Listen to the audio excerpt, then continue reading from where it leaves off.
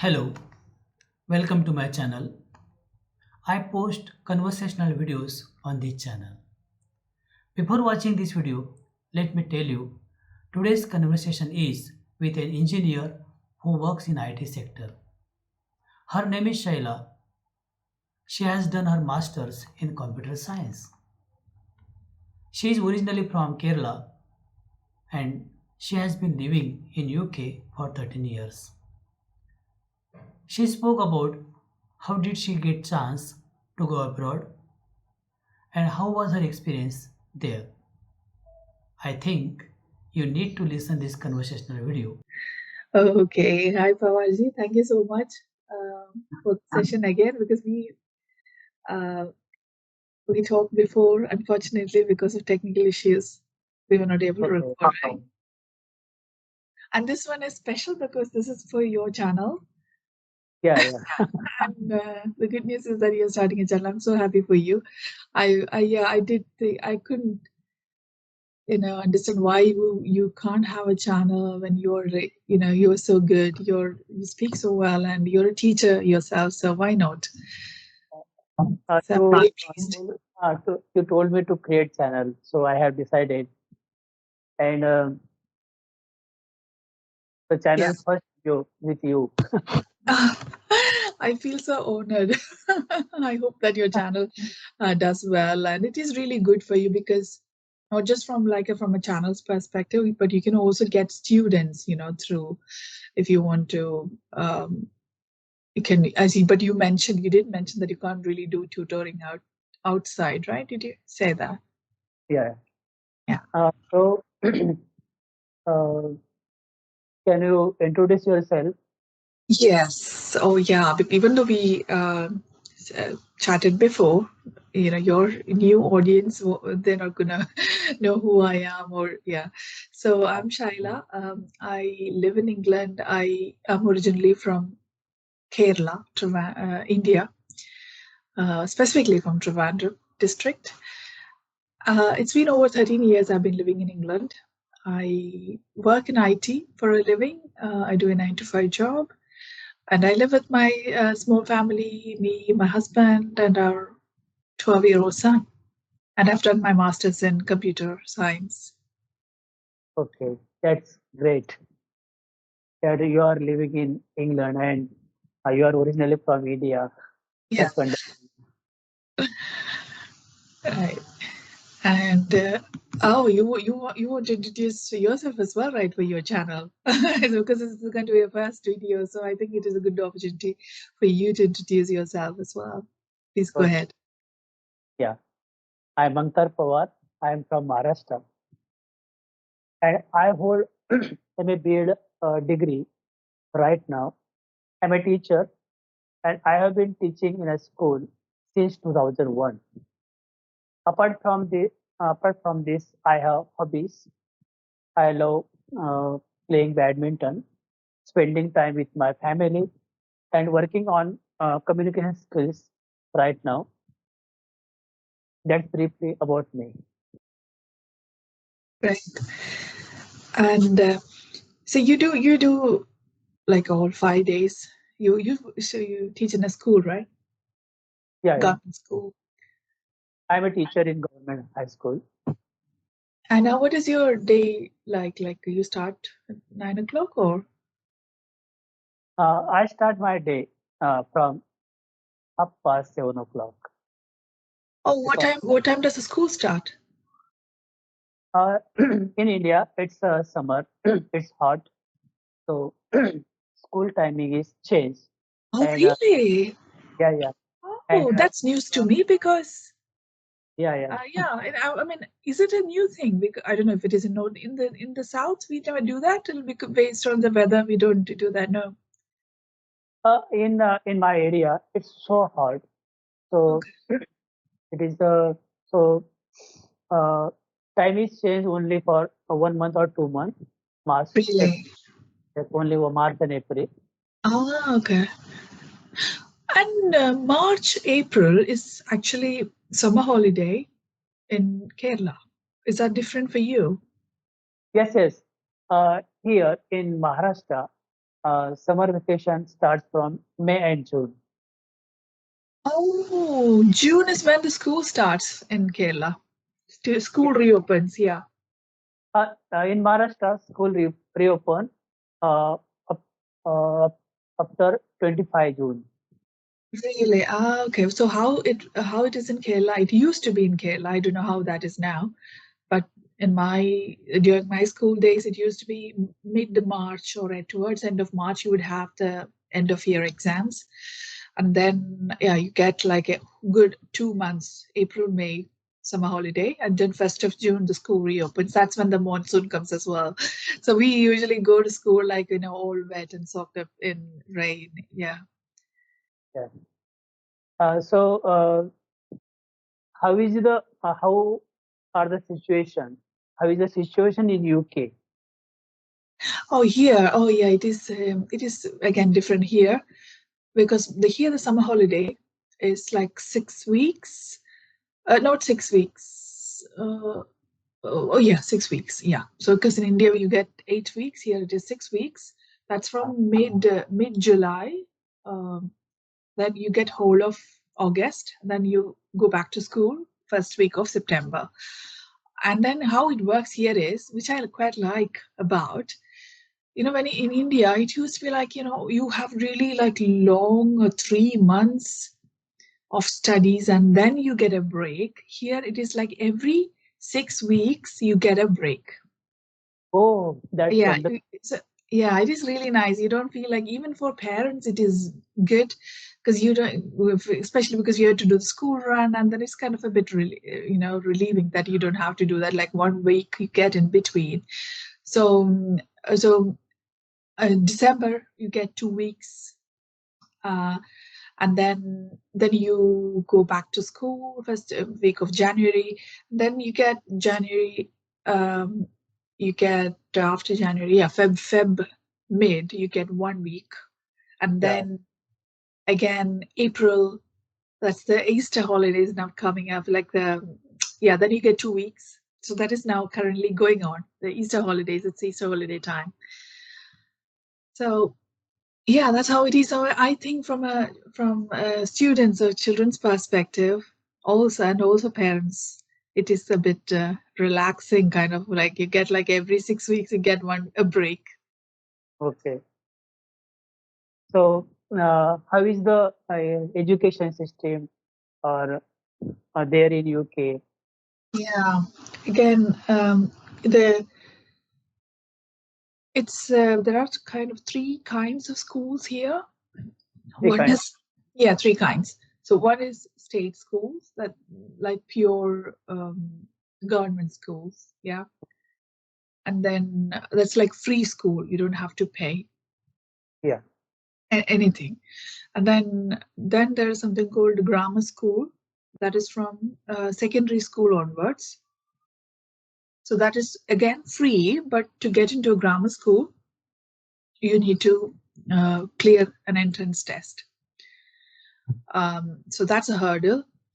And then there is private school or independent school. It's called both. So they are kind of purely, you have to pay for it. It's paid, and it's really huge amount that you have to pay. And it can go anywhere from like a yearly fee can be anywhere from like 15 to 15,000 onwards minimum. 15,000, I don't think anybody can get it. Make like it maybe lower primary school level, maybe you can get like, but for secondary level, you have to pay like good 25,000 minimum for a year. Okay. 25,000 pounds, yeah. Oh. 25,000 pounds for yeah, it comes around 25 lakhs for a year. That's the cheapest for good schools. It can go anywhere from here to like if you know, I think the previous Prime Minister Rishi Sunak, I think he did his schooling from top school here. It's a private school.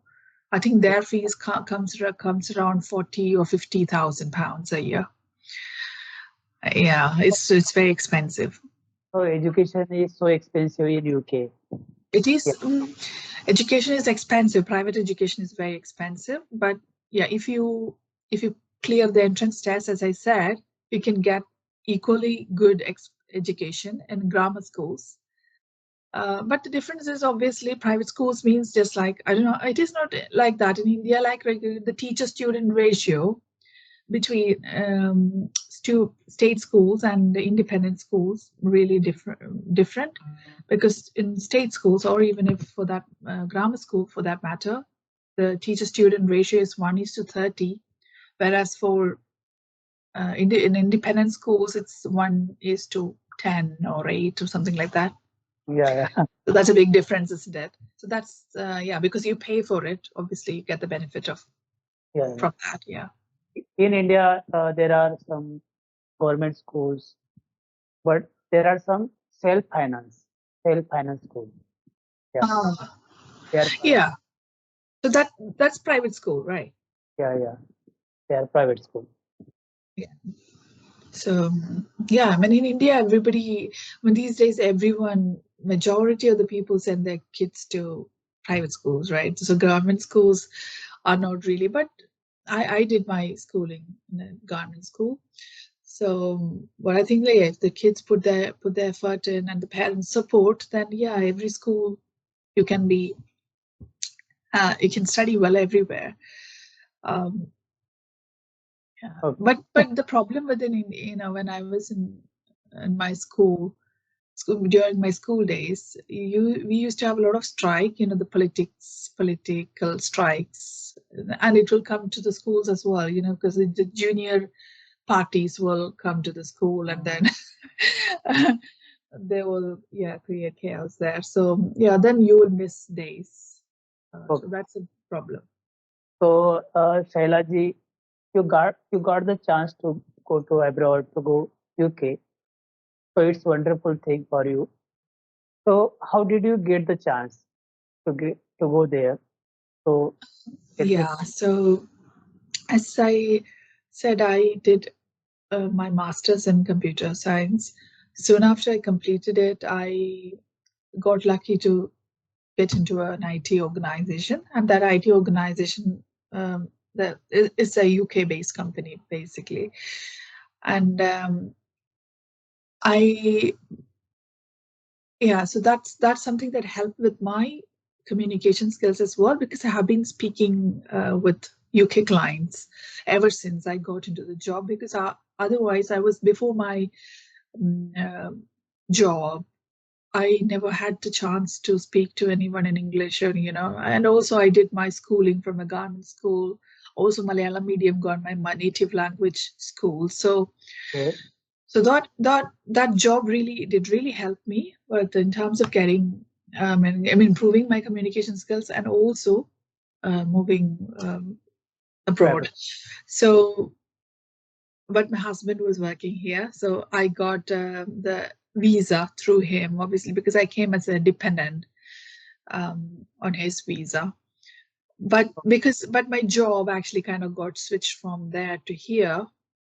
So that was something positive, from a jobs perspective, that I didn't have to, like, be jobless when I moved over, because it was a UK organization.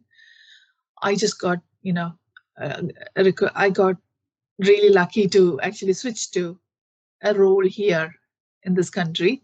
That's how it works smoothly. Otherwise, it's not really easy to get a job. It can be, sometimes it is, sometimes it may be. It depends on obviously your talents and your skills, your luck, I'd say, everything combined. Yeah, so that's how I got here. So my husband came here before me, like a few years before me. I joined him in 2012. He came here 2008. And So then, yeah. your husband was already there. Yeah, he is also in IT, but he was working in Bangalore. And then those days there was something called highly skilled migrant program. So he came on that visa, and Ah, then he found a job here. And yeah, then so once you get a job, obviously they will sponsor you. You get your visa sorted, and then after a year or so, you can apply for indefinite leave to remain, ILR visa. So that Okay. indefinite leave to remain is like for how many years? 20 years or 15 years or something like that. You can be on that. That's most of the people, they just stay on that visa. They don't really convert to, not necessarily convert it into citizenship. But yeah, we switched to citizenship. Okay. Means you got UK citizenship now. Yeah. So that's very good. But it's Yeah. not so easy to get get a UK citizenship, but you got because you Yeah, but I have. had to give up give up on Indian citizenship because of that, because India doesn't allow to dual citizenship. So, but I have got OCI, Overseas Citizen of India visa. That means I can come and live there as long as I want. I think it is like valid for 25 years or so, but I can't really buy any agricultural properties, no land. I mean, I Okay, can buy land, but not for agricultural purposes. okay. It's Yeah. very difficult thing that Yeah.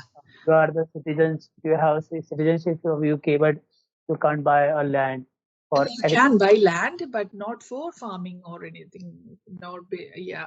That's the, I don't know. Yeah, why that is not allowed, but it is not allowed. Yeah. okay. Do you have your own house there? Yeah. Are you living on rent? Yes. Okay, you have your own house. Yeah. Okay, very good. Yeah, because Yeah, we've been here for these many years. Because it's really, because you can't really pay somebody else's mortgage and live on, on rent. So it's not really, you have to buy your house. That's the first thing that people should be trying for. As soon as you're here, try to buy your own house. Then you pay your mortgage. It's still just like if you're living, if you're renting somebody else's house, then that means you are kind of paying their mortgage. yeah. Okay. Yeah. So you are living in UK. Yeah. What are the how are the bonding with the people there? How are the what kind of the behavior with UK people with you? It's Could yeah, I didn't have any bad experiences actually.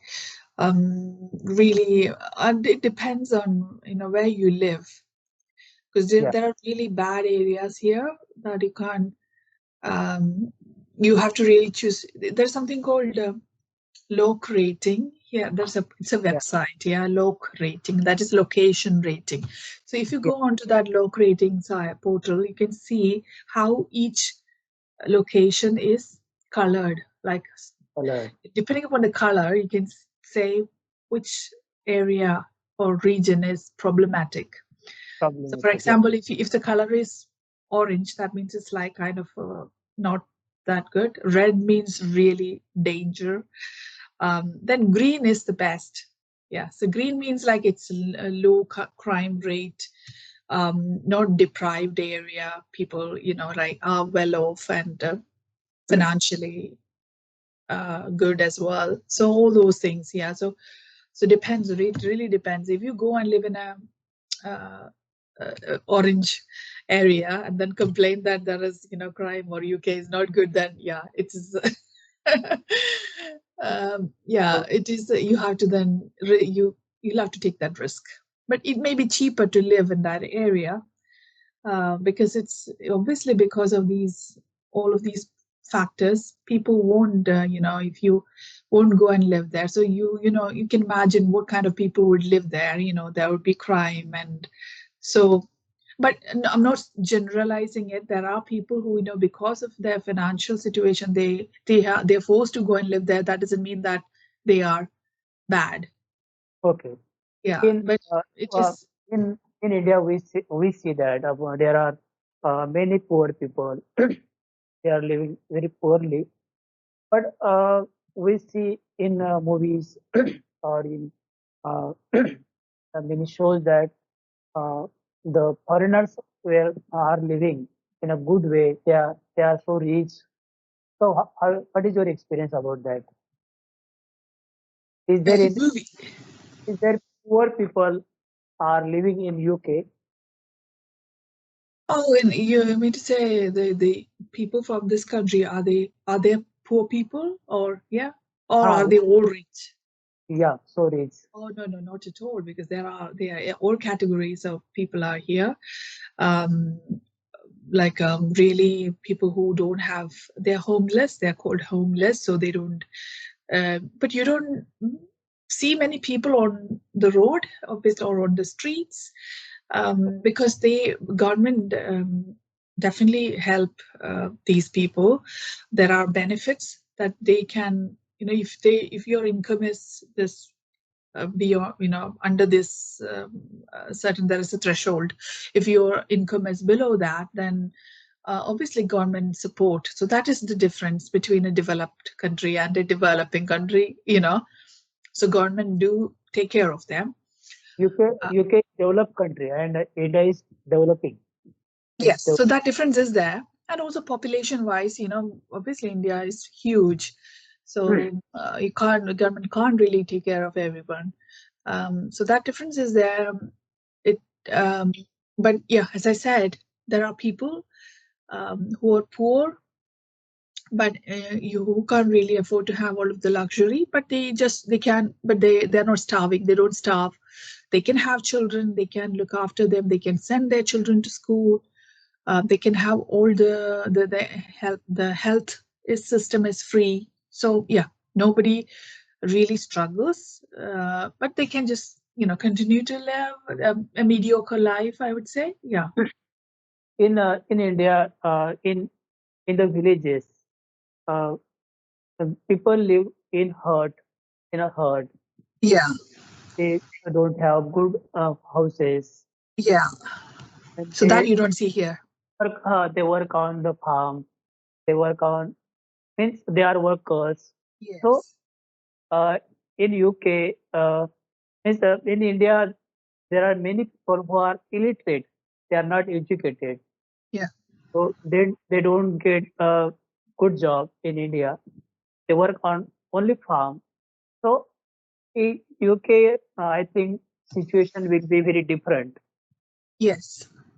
It is different. As I said, that you can't really see people living in really very poor conditions. Like as I said, because everything here is kind of standardized. You would see you don't see huts here. But you would see, like, the houses, because it's a small country. The houses are really kind of packed, jam packed. The like they are so close to each other. Some, if you go to poor areas, you would see like houses literally next to each other, like detached, not you semi-detached houses, or like terraced houses. Like one house is literally sticking to the other one. The walls are kind of, so that is that is what you would see in poorest areas here, the Yeah. housing conditions. But yeah, you will also see like really huge mansions, and like bungalows here's like independent houses. But the old style independent houses here, they call it bungalows. But mansions, you can see really, oh my god, like you can like how many millions, 5, 6, 7, 8, 9, any million-pound worth houses you can see here. So yeah, really rich, wealthy people, you can say, billionaires live here as well. Yeah, especially where I'm living here now in this area, you can see a lot of million worth houses here, million-pound houses. In UK, population is they means there in the UK, uh, population means there are not many people in UK, Yeah. and the the area is so big. Okay, but in India, uh, there are the population is so high, Density also, yeah. and